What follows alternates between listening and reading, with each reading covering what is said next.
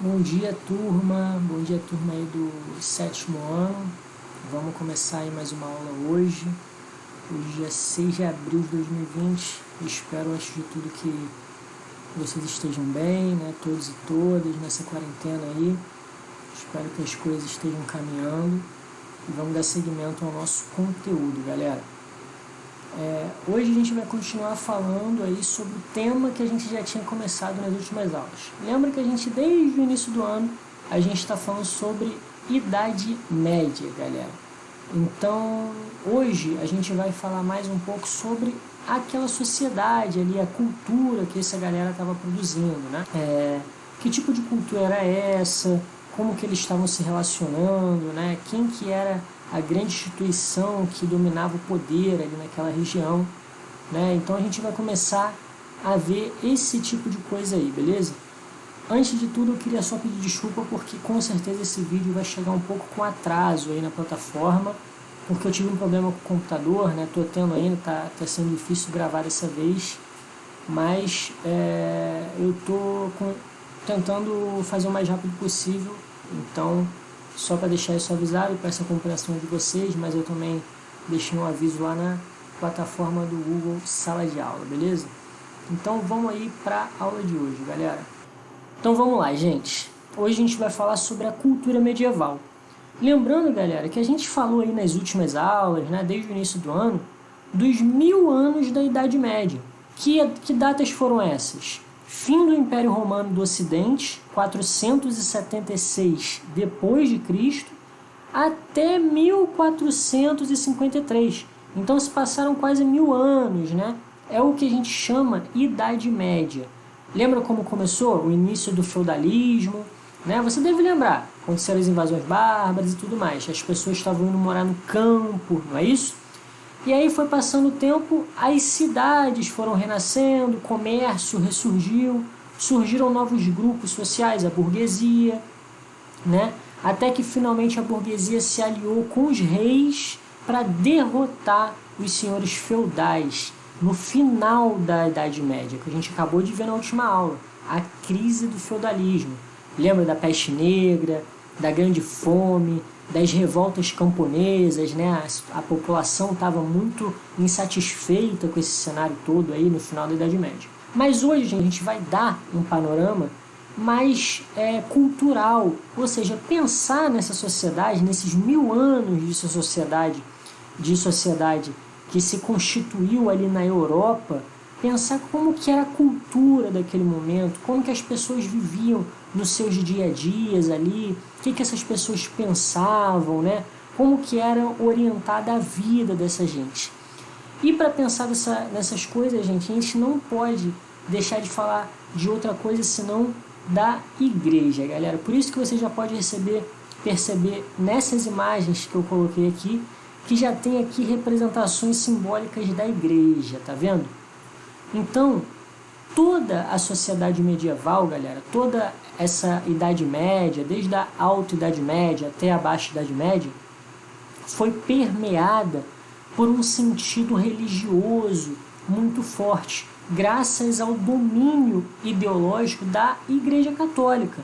Lembra, a Igreja Católica foi a única instituição que restou de pé depois que o Império Romano ruiu, né? Foi a Igreja Católica que manteve a unidade ali na Europa, a unidade entre a nobreza, né?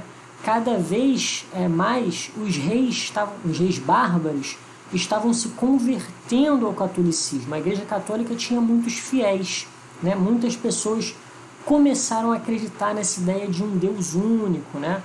Por isso eles conseguiram se firmar como uma grande instituição, a Igreja Católica naquele momento. E eles direcionavam, né? Eles influenciavam a vida das pessoas, com os seus preceitos, com a sua moral, né? Com os seus sermões e tudo mais. É lógico, a cultura medieval, gente, não é só a Igreja Católica. Eu estou falando que a Igreja Católica influenciava muitos aspectos da vida dos seres humanos naquela época, né? Tanto da educação quanto a produção da arte, não é verdade? Só que tiveram outros detalhes. E a gente vai ver mais nas outras aulas. Mas hoje, nessa aula, gente, eu quero falar então do poder da igreja. Para começar aí, durante a Idade Média, a Igreja Católica foi o centro da vida cotidiana, intervindo diretamente na vida dos camponeses e dos nobres. Ou seja, gente, praticamente toda a vida, desde a época do feudo até depois que as cidades começaram a se formar, toda a vida cotidiana era intermediada pela Igreja Católica. As pessoas tinham na igreja um lugar de aprendizado, um lugar de conhecimento. Era a instituição que propagava, além da fé, né, o conhecimento. Com o fim do Império Romano, galera, os mosteiros, né, aqueles lugares mais isolados, onde os monges ficavam rezando, ganharam um lugar de destaque em termos intelectuais, ou seja, era ali que se conservavam as grandes obras dos pensadores gregos, dos pensadores romanos. As pessoas iam para lá para visitar e ler essas obras. Era também um espaço onde a espiritualidade era mais praticada como na sua essência, né? As pessoas estavam mais ligadas à fé, elas rezavam, né? Passavam um dia mais próximas da natureza, em contato com Deus, não é isso? Então os mosteiros no início se firmaram como esse espaço aí, um espaço de propagação de fé e intelectualidade. E aí, de que forma a igreja ela intervia assim na vida cotidiana das pessoas? Eu tentei achar uma imagem, assim, é muito difícil a gente achar imagens de feudalismo, né, tirando aquelas construções que a gente vê, que eu até botei na última aula. Eu trouxe essa imagem aí porque ela dá mais uma ideia de humanidade, né? Dá para perceber que tem as casinhas e tem a igreja ali no meio. Vamos imaginar que seja o feudo, tá? Aquela época em que as pessoas moravam no campo, né? Tinha os servos, tinha o rei, tinha o clero, tá? No centro de todo o feudo, galera, tinha a igreja. Então era um hábito comum, né?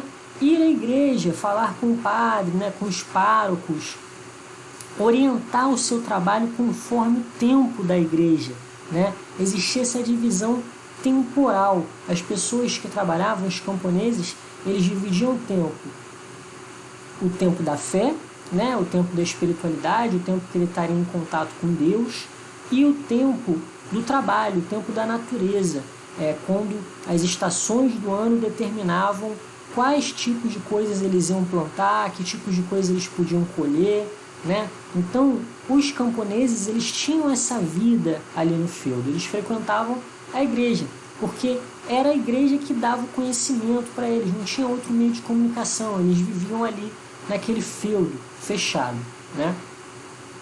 Olha aí, Então, a igreja nesse momento controlava a educação das pessoas, né? Ah lá, eu botei aí uma imagem que representa, né, essa ideia do padre, do pároco ali, ensinando. Talvez sejam pessoas que ele esteja ensinando, com certeza são pessoas ricas, né? Porque quem tinha acesso à educação naquele momento eram os filhos dos nobres, os filhos das pessoas ricas. Pelo menos um filho do nobre era destinado à igreja, a fazer os seminários, a ter essa formação monástica, não é isso?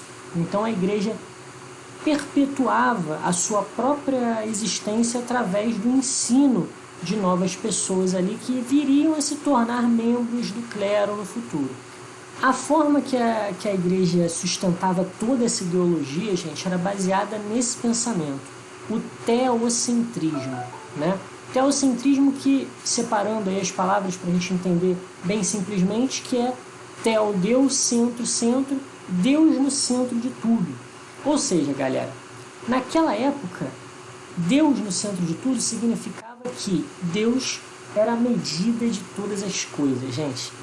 Galera, significa dizer que tudo que acontecia, né, no universo, na natureza, na vida das pessoas tinha um propósito que era a vontade de Deus, a vontade divina. A Bíblia dizia isso, né, e era reproduzida pelos padres, pelos párocos, pelos bispos, pela Igreja Católica, pelo clero.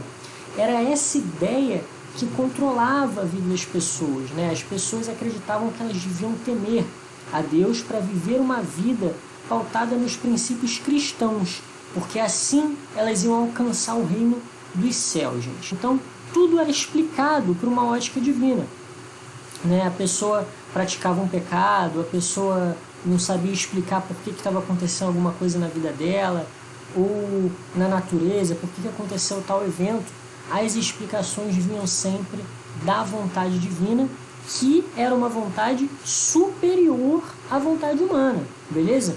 Isso era, gente, não é que a igreja tinha que se impor sobre as pessoas, né? Tentar convencer as pessoas. Isso é uma construção que já vinha de séculos, de milênios até, né? A igreja era uma instituição antiguíssima. A gente está falando aí do século 6, 7, 8 depois de Cristo. A igreja já existia já há séculos. Então, as pessoas elas já vinham nessa sociedade há muito tempo. Então, se entender nesse contexto de que, de fato, as coisas são orientadas por Deus e Deus está no centro das nossas vidas e tudo mais, era, né, as pessoas viviam dessa maneira. Então, elas já nasciam assim, morriam assim. Então, a igreja só perpetuava esse pensamento. Então, era normal, era que as pessoas se aceitassem nessa situação, né? A sua vontade era inferior à vontade divina, então ela tinha que seguir esses preceitos, né? Ali, ó, na Bíblia era onde constavam as verdades incontestáveis. Lembrando, gente, que a gente está falando de um momento, né, na Idade Média, em que não havia muita investigação científica, né? Quando as sociedades, quando os reinos, os feudos estavam fechados entre si, não havia muito comércio, também não havia espaço para progresso técnico, científico, né? Não muito espaço, como teve mais tarde. Então, a ciência nesse momento, a medicina, a astronomia, tudo isso ficava mais na base da filosofia. As pessoas filosofavam sobre a vida e pensavam muito sobre a vida, mas o saber empírico, ou seja, aquele saber da experiência, de você testar as coisas com a sua mão, de tocar, fazer experiências com a natureza, era até proibido. A igreja não deixava as pessoas agirem dessa maneira. Duvidar era um pecado, a pessoa não podia ter dúvidas, porque existiam verdades incontestáveis. O que a Bíblia falava, o que a igreja estava falando, não tinha contestação. Era o que a gente chama de dogmas. As pessoas só acreditavam, porque era o que a Bíblia dizia, era verdade. Então a pessoa não podia nem chegar a cogitar, duvidar do que estava sendo dito para ela naquele momento. Então esse era o tamanho do controle da igreja na Idade Média, né, gente? Olha lá, ó, o controle da vida cotidiana. E é isso, ó, que vai fazer se estruturar esse quadrinho aí, esse quadrinho que eu botei na última aula também, que é muito representativo dessa ideia, gente. É graças a essa ideia de que Deus está no controle da vida de todos nós que a igreja vai conseguir sustentar aquela outra ideia de que a sociedade é sim dividida entre grupos separados, em que cada grupo tem o seu dever na terra.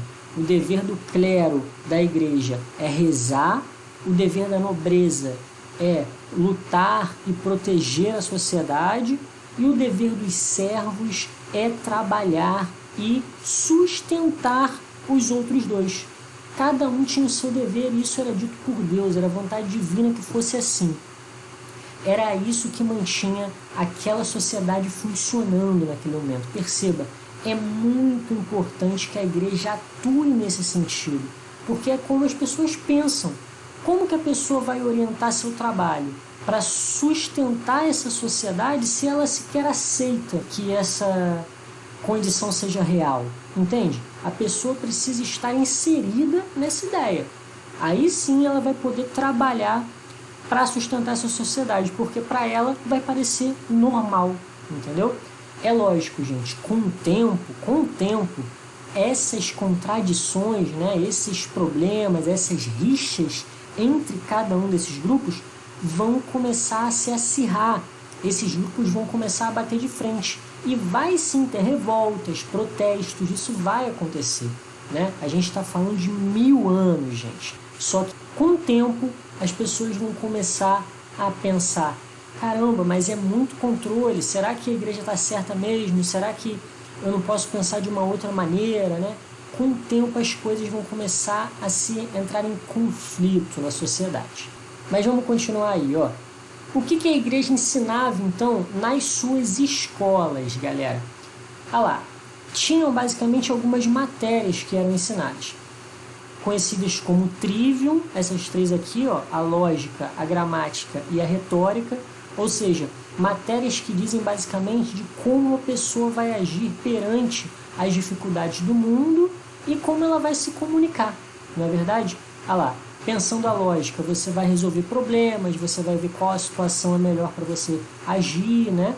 A gramática é aquela coisa de instrumentalizar, você vai saber lidar com as palavras, vai poder escrever, vai poder entender o latim, né?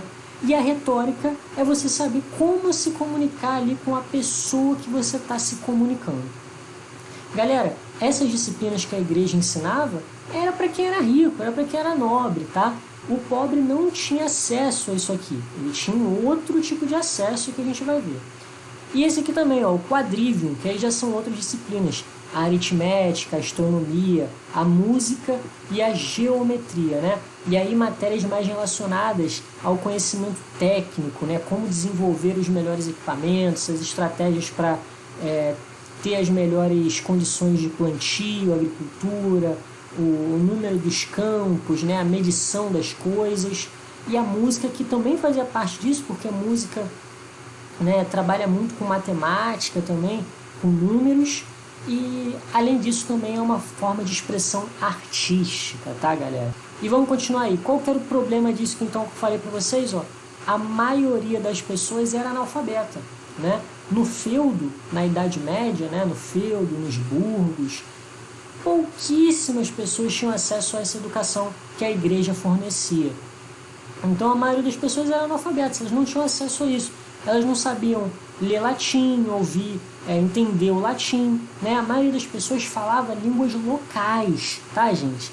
Vamos lembrar o seguinte, nessa época de formação do feudalismo, a nobreza e o clero usavam a língua, né, a linguagem, como forma de dominação. Eles se comunicavam em latim, né? Era a língua remanescente do Império Romano, né? Só que existiam outras formas de se comunicar, que eram as línguas dos povos mesmos que habitavam aqueles lugares, que foram línguas que foram se modificando com o tempo. As pessoas falavam essas línguas, elas não entendiam latim. E o latim, a missa era feita em latim, os livros eram escritos em latim, né? Todas essas aulas aqui eram dadas em latim, então não era, as pessoas, os camponeses, os servos não tinham acesso a isso, que é um grande problema, né, gente? Mas aí, vamos pensar então melhor em como se estruturava a própria igreja. Quem era então essa igreja? Quem fazia parte da igreja católica? Ou seja, as pessoas que trabalhavam na igreja católica, gente. Olha lá, ó, trouxe esse quadro aí para vocês. Aqui, acima de tudo, tem Deus, né? Aquela ideia de Deus acima de tudo, Deus no centro da terra. Tem o Papa, que era grande, sumo pontífice, a ponte entre os humanos e Deus, que era o cargo mais alto da hierarquia da igreja. Quando a gente fala de hierarquia, gente, significa o seguinte: quem está trabalhando lá na igreja tem aqueles que têm um cargo mais baixo e tem aqueles que têm um cargo alto, de importância. O cargo mais alto, mais importante da igreja era o Papa, né? O mais alto cargo da hierarquia. Por isso que ele ficava aqui em cima, né? Ao lado dele, né, para o lado aqui esquerdo, tinham os arcebispos, que dominavam os locais. O Papa era aquele cara mais, como se fosse o grande imperador da igreja, ele estava de olho em tudo. Para ajudar ele, tinha os arcebispos, que ele colocava cada um em um canto ali nas dioceses, né? E do outro lado tinha os abades, que aí eu vou falar depois desse lado aqui. Primeiro eu vou falar desse aqui, ó. Esse lado aqui da igreja, gente, esse lado esquerdo aqui, é o que a gente chama clero secular. Lembra daquela divisão que a gente já viu na última aula aí? Do clero. Tudo isso aqui é clero, tá, gente? Clero é quem faz parte da igreja. O clero secular, galera, era o clero que trabalhava perto das pessoas, na igreja mesmo, no dia a dia ali, falando com o camponês, né?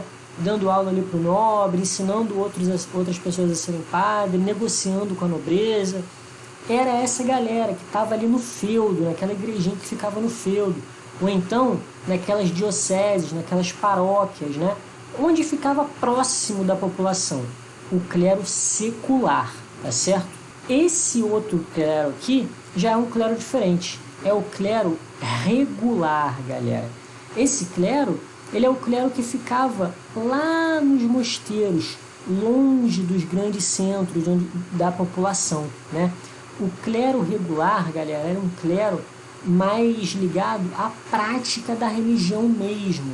Eles se orientavam pela regra, daí vem regular. Que regra? A regra católica, a regra de seguir os mandos do catolicismo, das palavras, né, da Bíblia. Eles levavam isso muito a sério, por isso que eles se isolavam, ficavam num lugar longe, perto da natureza, para poder meditar, para poder fazer o seu trabalho de rezar todos os dias, orar, recitar os salmos e também de estudar. Os monges, eles estudavam muito, eles copiavam os textos antigos, gente. Era lá que a Igreja Católica produzia o seu principal conhecimento. Era lá que a Igreja Católica conseguia perpetuar pelos livros, né, a sua fé, o seu conhecimento também. E do lado esquerdo, o clero secular era o clero que ficava mais no dia a dia, né, falando com as pessoas e com os nobres também. E aí, galera, olha que interessante que eu botei para vocês, ó. Uma representação, de novo, daquela do feudo, né? Que você pode ver aqui a igreja perto das coisas, ó. Era onde o clero secular trabalhava. Ou seja, o padre, o bispo, o arcebispo, eles estavam aqui no dia a dia, na missa diária, as pessoas vinham para a missa todo dia, as pessoas pagavam o dízimo aqui para eles. Eles estavam diretamente em contato com o rei aqui do castelo, eles recebiam terras também. Eles tiveram muito maior contato com a nobreza do que o clero regular. E a gente vai entender por que isso depois. Mas aí, ó, do outro lado tinha o clero regular, que morava nos mosteiros. Olha o mosteiro aqui, uma ideia de mosteiro. É uma grande construção, galera. Isso aqui é diferente de uma igreja, como essas igrejas que o clero secular trabalhava. Isso aqui é mais como se fosse um retiro, né? Você vê que é grande.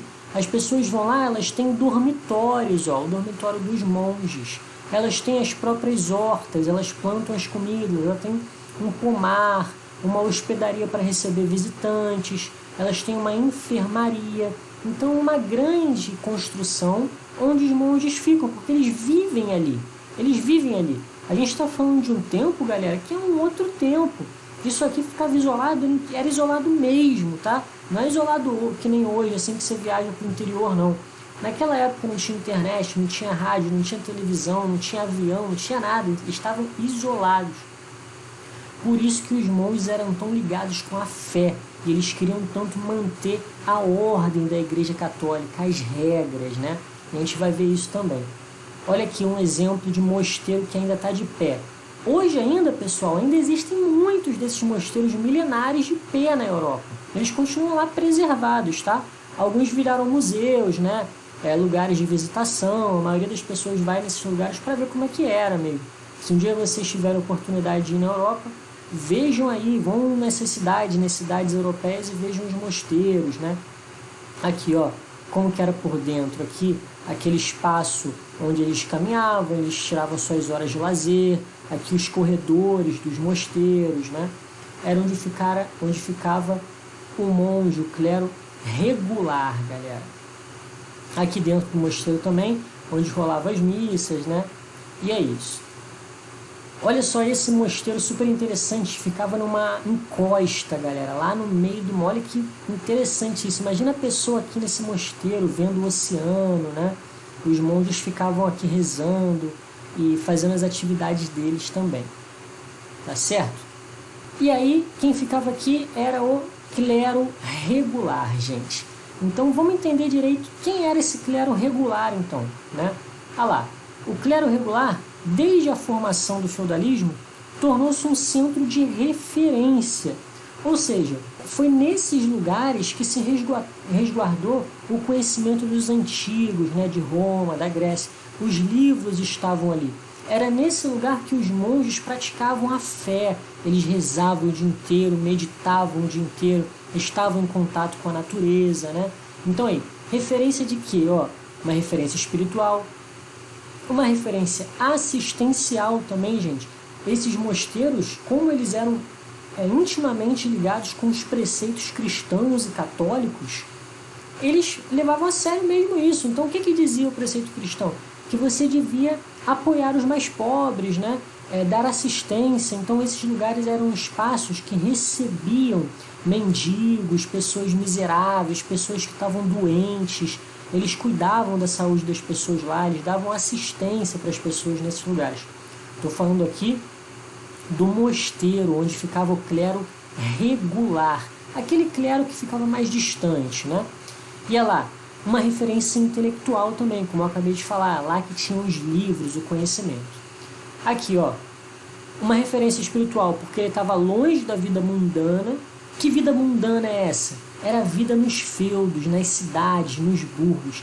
Ali, gente, o clero que vivia ali, que era o clero secular, estava muito mais conectado com os interesses carnais, os interesses da terra, materiais, né? Eram pessoas que estavam ali no dia a dia lidando com nobres, com interesses, armando casamentos entre casas reais, aristocracias, formando alianças entre os reinos, recebendo terras, né? Tendo servos. Essas pessoas que ficavam perto da cidade, esse clero secular que trabalhava lá no meio mais populoso, era um clero que estava impregnado, né, dos valores da vida mundana, se distanciando cada vez mais dos valores espirituais, assistenciais, né? Era um clero que estava começando a se render ao valor do dinheiro, da cobiça. Isso vai acontecendo com o tempo. E a gente vai ver os resultados disso ainda, ó. Mas ali, no caso da assistência que eles prestavam, ó, recebiam pobres, famintos, doentes. E no intelectual, conservavam obras de filosofia, literatura, medicina e agronomia, gente. Isso é muito importante, galera. Porque, gente, nessa época não tinham milhões de bibliotecas, não tinha internet, o acesso à informação era muito difícil. Então imagina, se essas pessoas não tivessem conservado esses livros, que são livros de 1000 anos antes deles viverem, que livros a gente teria hoje para estudar essa época, né? Eles conservaram os livros, gente. Se esses livros não tivessem estado nos mosteiros, talvez a gente nem soubesse que existiu Roma Antiga, Grécia Antiga, né? É lógico que eu estou dando um exemplo grosseiro aqui. Existem outras fontes também. Mas é para vocês terem ideia da importância que é você guardar o conhecimento, o livro que preserva a história que aconteceu, né? Imagina do nada a gente chegar num lugar e não saber nada do lugar, não saber quem que teve ali, que povos habitavam ali, o que já deu certo, o que já deu errado. Então era no mosteiro que eles conservavam o conhecimento, galera. E olha aí, ó, trouxe aí de novo a iluminura. Lembrando, esses desenhos eles estavam dentro dos livros. Lá no mosteiro, um monge que era chamado monge copista, ficava escrevendo livros o dia inteiro. Galera, ele não podia digitar, né? Naquela época não tinha máquina de escrever, nem computador. Então, para você fazer os livros, tinha que copiar mesmo. Não tinha nem imprensa, não dava para imprimir um livro, entendeu? Não dava para ir numa gráfica e mandar a gráfica fazer uma bíblia para você. Eles tinham que copiar na mão. Os monges que ficavam no mosteiro, eles faziam isso. Eles pegavam esses livros que existiam, que chegaram até eles, e copiavam, faziam cópias. Olha que legal, as cópias que ficaram guardadas. Imagina se eles tivessem só um exemplar, o original, e falassem assim, não vou copiar não, já tem esse livro aí. Imagina isso, se passaram mais de 1000 anos, será que esse exemplar original ainda existe? Mas as cópias existem, né? Porque foram muitas cópias produzidas. Eles passavam a vida deles inteira copiando livros. E aí, eles copiavam os livros e botavam essas imagens. Olha lá, essa imagem é uma imagem que ficava numa página de um livro. Ele desenhava o próprio trabalho dele. Olha que interessante isso. E aí que eu chego naquele ponto da educação, que a gente falou há pouco tempo atrás. Quem que se beneficiava com essas imagens aí, galera? Quem que vocês imaginam? Os servos, os camponeses, que não sabiam ler latim, não sabiam escrever, eram analfabetos, mas eles podiam ver as imagens. E as imagens, gente, sempre representava a sociedade que o clero queria que os servos vissem. Então o que o clero desenhava nessas imagens aí? Desenhava o próprio trabalho deles, olha lá, o trabalho dos monges copiando, olha lá, né? Desenhava, como eu já mostrei em outras iluminuras, a vida no campo, a vida do servo, desenhava sempre o servo como uma pessoa que aceitava mais a sociedade, né, como ela era, desenhava o nobre como aquele cara forte, protegido, armado, desenhava o clero como aquele cara que tinha um poder e estava sempre orientando as pessoas, né? As iluminuras representavam a sociedade. Eu gosto de trazer esses desenhos porque, gente, esses desenhos são da época. Isso aqui não foi feito depois, não. Foi feito naquela época. Eram essas pessoas que estavam produzindo isso aí. Beleza? Olha aí o exemplo do trabalho dos monges no mosteiro, galera. Esse aí, gente, é uma reconstrução. Mas fica um pouco mais fácil de entender como que era o ambiente de trabalho dele, ó. Ele sentava aqui, nesse espacinho aqui, e começava a copiar. Vou dar um zoom aqui para você entender o livro, ó. Vê se você consegue ver aqui.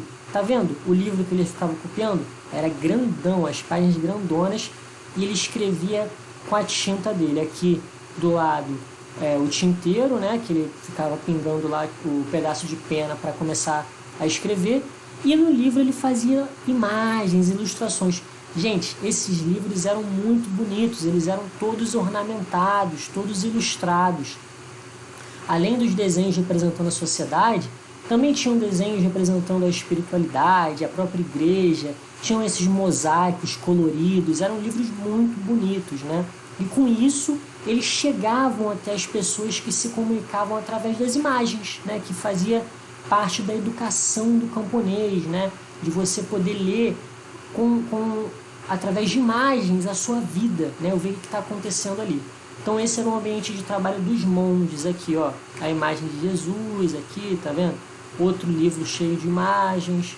E olha quantos livros ele tem aqui, ó. A vida dele é essa, ele trabalha dessa forma lá. Ele fica copiando os livros. O trabalho desses monges foi importantíssimo pra gente, galera.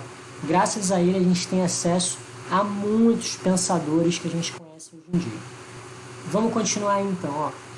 Aí, galera, eu coloquei as ordens, ou seja, os monges eles se organizavam em ordem, gente. Eles se juntavam em grupos para poder professar as doutrinas dele, né, e viver daquela maneira. A primeira ordem, uma das mais importantes, é a ordem dos beneditinos, de São Bento, galera. Essa ordem começou em 529, lá no século 6 depois de Cristo.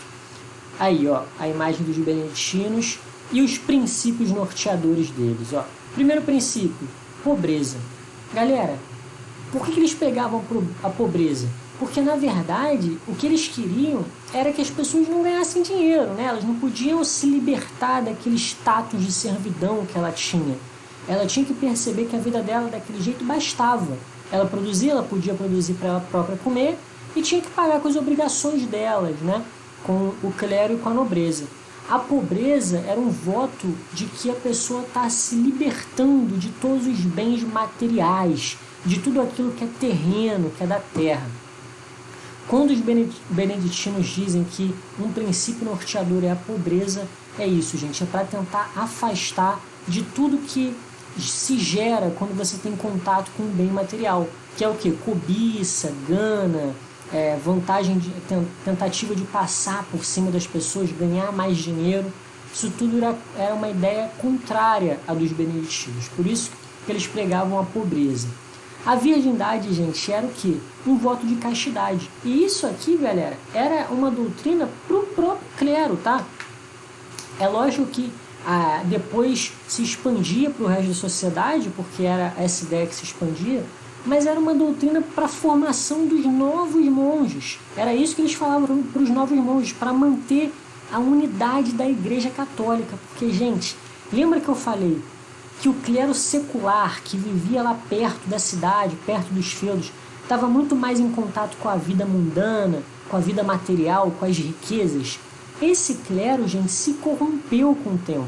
E ele passou a não cumprir mais com os ideais da Igreja Católica. Ou seja, a virgindade, né, ou seja, todos os padres, todos os monges, os párocos, eles deviam ter uma vida livre de relações sexuais, eles não podiam se envolver com mulheres, né? Eles não podiam casar.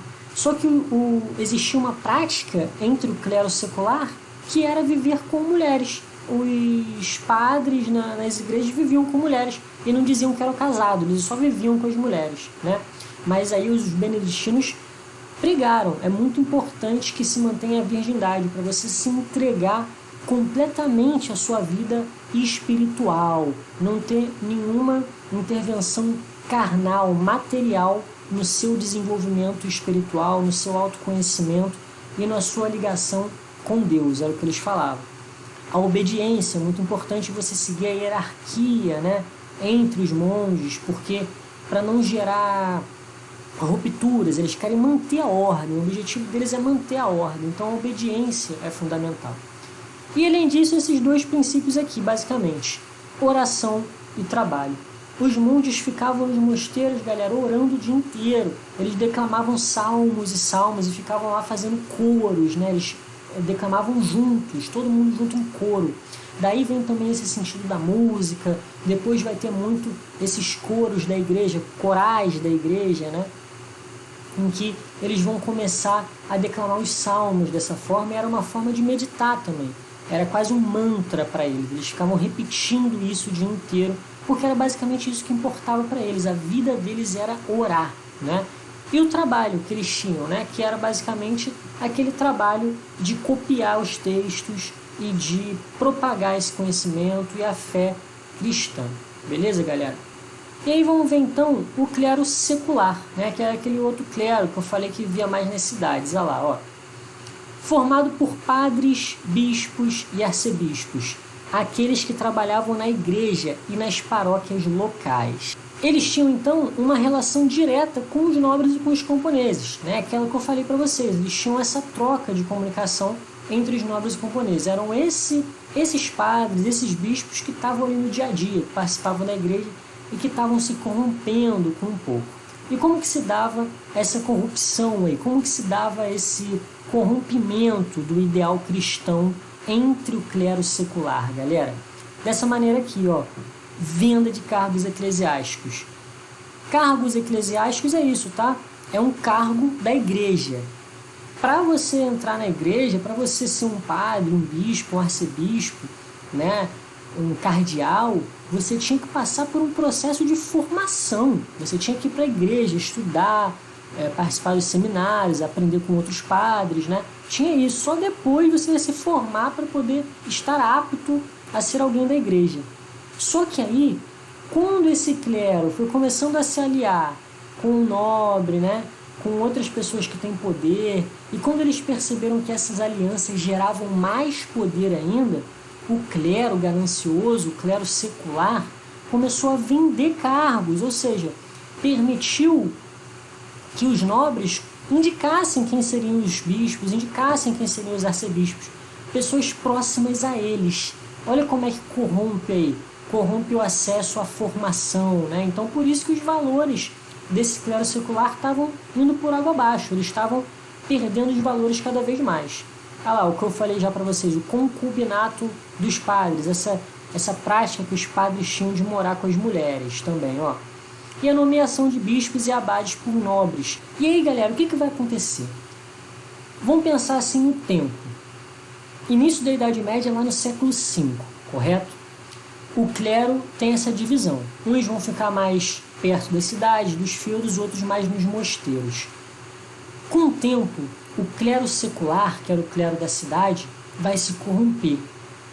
Vai chegar um momento, então, em que a igreja vai precisar agir, a igreja católica, porque a igreja católica está vendo ela se destruir pelas bases, né? Por causa de padres e bispos que estão se vendendo aos interesses materiais, estão querendo fazer acordo com as nobrezas e com outras pessoas. A igreja católica, então, vai precisar responder. O Papa chegou no momento que ele, então, começou a fazer uma reforma na igreja para acabar com essa corrupção que estava rolando aí. Vamos ver isso aí, então, ó. O clero regular, que ganhou grande prestígio e influência em toda a igreja a partir do século XI, iniciou uma reforma religiosa. consolidada pelo Papa Gregório VII, galera. Isso foi lá no século XIII, perto de 1200 e pouco ali. Então, nessa reforma, eles vão determinar o quê? Eles vão afirmar, de novo, quais são as bases da vida sacerdotal. Eles precisam, gente, manter a ordem da igreja, eles precisam fazer com que a igreja não se corrompa, não acabe pelas bases. Então, eles precisam reformar a igreja, expulsar essas pessoas que estão se corrompendo e acabando com o sentido da igreja para reformar a ordem anterior. Então, que bases da vida sacerdotal são essas? A castidade, se manter sozinho para a vida toda, se dedicar integralmente à sua fé. O serviço litúrgico, ou seja, lidar com as obras religiosas, né? A Bíblia, copiar os textos, participar das missas, né? Formar novos monges e padres, enfim. E a vida comunitária. Isso era a base da vida sacerdotal. A vida comunitária era se dedicar à comunidade, ajudar as pessoas, participar das plantações, orientar, não é verdade? O Gregório VII, o Papa, com essa reforma, ele queria afirmar as bases da vida sacerdotal de novo, para tentar pôr ordem aí na Igreja Católica. Só que o que acontece, galera, é que com as cidades crescendo e muitas pessoas indo morar na cidade, se afastando um pouco daquela vida que era muito mais orientada pela igreja no campo, as pessoas na cidade começaram a ter acesso a outras coisas. E vendo aí aquele clero corrompido, vendo aquele clero vendendo cargos eclesiásticos, né, se relacionando com mulheres, as pessoas começaram a questionar cada vez mais a Igreja Católica. É aquilo que eu falei, aquele movimento. Isso fez com que surgisse na Europa muitos movimentos de contestação, movimentos que professavam fés diferentes, falavam de uma forma diferente do catolicismo. Esses movimentos eram vistos pela Igreja Católica como hereges, ou seja, movimentos que tinham que ser destruídos, né? Não podia ter espaço para movimentos que rivalizassem com a doutrina cristã dos católicos, gente. Por isso, radicalizando totalmente a reforma, no ano de 1235, houve a criação da Santa Inquisição. O que foi a Santa Inquisição, galera? Eram tribunais que investigavam, julgavam e puniam os hereges, aqueles que praticavam crenças contrárias aos dogmas. Lembra daquelas verdades incontestáveis? Com o tempo as pessoas começaram então a duvidar, começaram a contestar. Então elas passaram a contestar os dogmas da Igreja Católica. Eles eram taxados como hereges, pessoas que não faziam parte da cristandade, deviam ser expulsos do mundo, deviam ser julgados, investigados e punidos.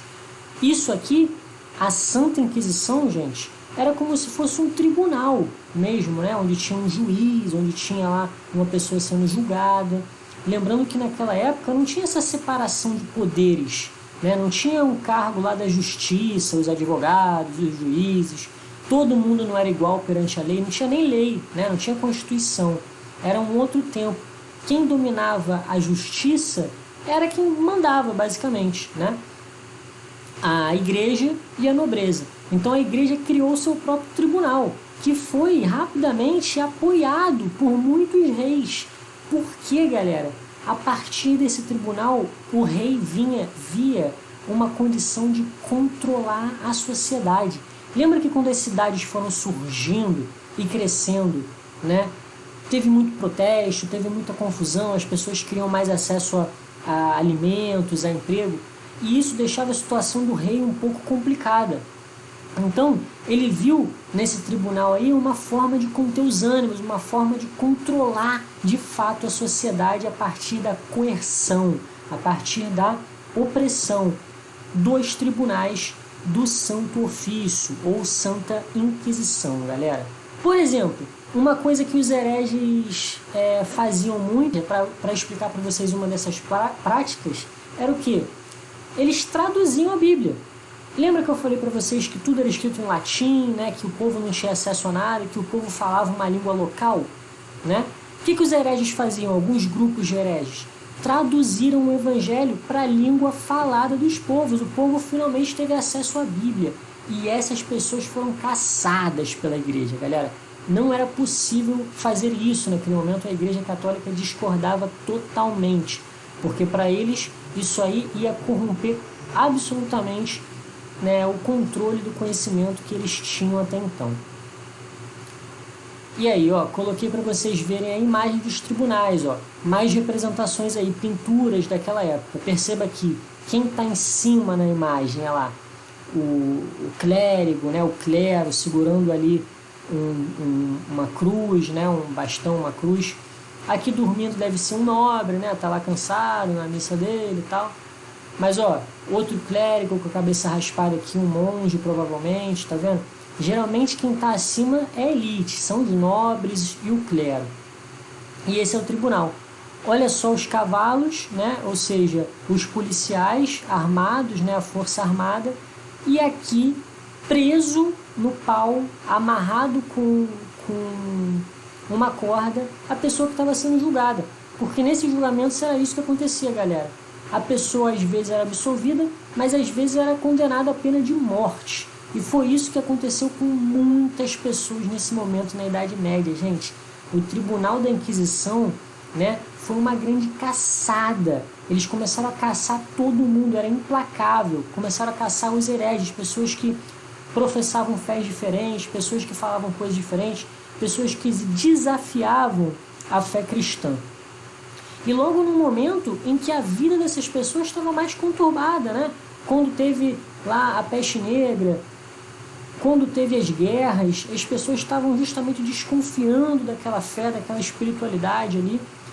Foi no momento que elas tiveram foram mais cercadas, mais cerceadas. Quando mais elas precisavam buscar novas alternativas de fé, de espiritualidade, a Igreja Católica não permitiu isso e foi lá e criou o Tribunal da Inquisição, galera, gerando todo esse impacto aí. Olha lá outro exemplo de imagens aí, é como se fosse um tribunal mesmo, ó. Um julgamento lá, o júri, tá vendo? As pessoas sentadas assistindo, tá vendo? Uma pessoa copiando tudo que está acontecendo ali para deixar registrado. Isso aqui é interessante, gente, ó, essa cópia aqui, é por isso que a gente sabe que isso aconteceu hoje. Porque naquela época, gente, os documentos que chegam até nós daquela época não são diários de camponeses, né? Não são coisas escritas pelo povão. Porque o povão, primeiro, não sabia escrever, era analfabeto, e não tinha acesso às formas de comunicação. O que a gente tem então são esses documentos oficiais que restaram na história, que podem ser encontrados até hoje. Os documentos do Tribunal da Inquisição, que ficam na igreja. Várias pessoas que foram julgadas tiveram seus processos lá anotados e arquivados nas gavetas da igreja lá. Então uma pessoa que foi julgada pelo Tribunal da Inquisição e chegou a ter a pena de morte ou sofreu outra punição, a pena dela, todo o julgamento dela está lá, ficou registrado lá, escrito e gravado. E é por isso que hoje nós, historiadores, temos acesso a essa história. A gente vai nessas igrejas, tenta ver os arquivos lá e acha esses documentos aí de séculos passados, tá, gente? Olha aí, uma construção interessante aqui. Essa aqui, galera, é uma representação da Joana d'Arc, que lutou pela França na Guerra dos 100 Anos e depois foi condenada à morte pela Igreja Católica, pelo Tribunal da Inquisição. Ela foi condenada bruxa, gente. Disseram que ela era uma bruxa. Lembrando, as mulheres sofreram muito nesse tempo também. Foram muito perseguidas, muitas condenadas, muitas acusadas de bruxaria, galera. E as mulheres, justamente, que no povão, na vida cotidiana, eram as pessoas que mais lidavam com a educação, as pessoas que estavam mais ligadas com a criação das crianças e com o trabalho na lavoura, né? Foi isso que aconteceu com elas. Elas foram perseguidas, muitas delas acusadas de bruxaria, como a própria Joana d'Arc, que morreu na fogueira. E olha isso, a execução era pública, eles botavam isso no meio da praça, para todo mundo ver mesmo. As pessoas iam lá ver, aplaudir, rir, chorar. Era como se fosse um teatro, uma encenação. Só que nessa encenação estavam matando uma pessoa, né? Era a punição que essa pessoa tinha tido por ter desafiado a igreja. Olha só, para você ter noção, né, do impacto que é isso. Por isso que a gente iniciou a aula de hoje falando do poder da igreja na cultura medieval. quem desafiasse a igreja nesse momento era morto, era colocado na forca, na fogueira, ou, né, morria de uma outra maneira. Então, isso que aconteceu naquele momento na Santa Inquisição, galera. Eu quero que vocês guardem que durante a Idade Média inteira a igreja foi muito forte, ela influenciava muito a vida das pessoas, justamente com aquela ideia lá do teocentrismo, beleza? Então é isso, galera. A aula de hoje vai ficar aqui. Na próxima aula a gente continua. Lembrando que eu vou colocar os exercícios lá na aba Atividades a partir de agora, né? Ainda hoje ou amanhã no máximo, os exercícios dessa aula vão estar lá para ser feitos e corrigidos na quinta-feira, quando eu vou também colocar a correção dos exercícios que já foram passados, que eu vi que o pessoal fez aí, beleza? Então é isso, galera. Um bom dia para vocês. Forte abraço.